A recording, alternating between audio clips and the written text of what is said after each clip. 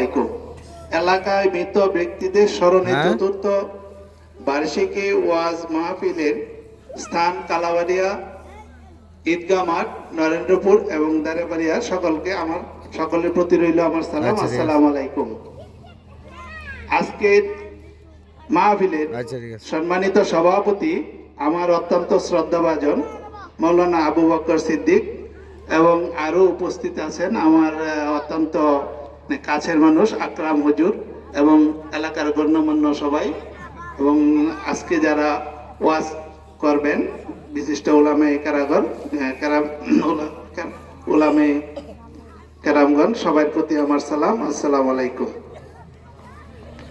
আজকের এই ঐতিহাসিক কালাবাড়িয়া ঈদগাহ মাঠের চতুর্থ বার্ষিকী, কিন্তু এই মাহফিলটা প্রথমে শুরু করেন আমাদের এলাকার কয়েক বোন, এবং ওনারা আমাদের সাথে শেয়ার করেন যে ওনারা এখানে একটা মাহফিল করতে চান।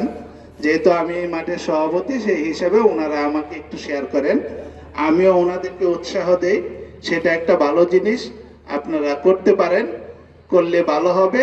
প্রয়োজনে আমিও আপনাদের সাথে থাকবো, এবং সেই প্রেক্ষাপটে ওনারা আমাকে নিয়ে এই মাহফিলটা আজকে 4টি বছর যাবৎ করে যাচ্ছেন।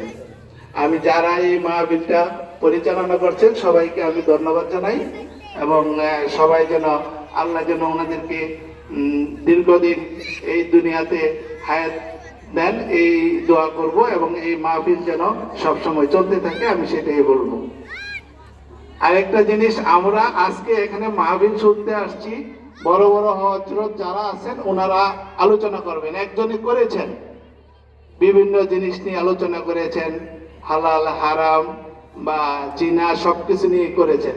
আমরা কিন্তু সবাই শুনলাম, এক কান দিয়ে শুনলাম, আরেক কান দিয়ে বের করে দিলাম, তাতে আমাদের কি লাভ হইল? লাভ কিন্তু কিছু হইল না। আমরা শুনবো,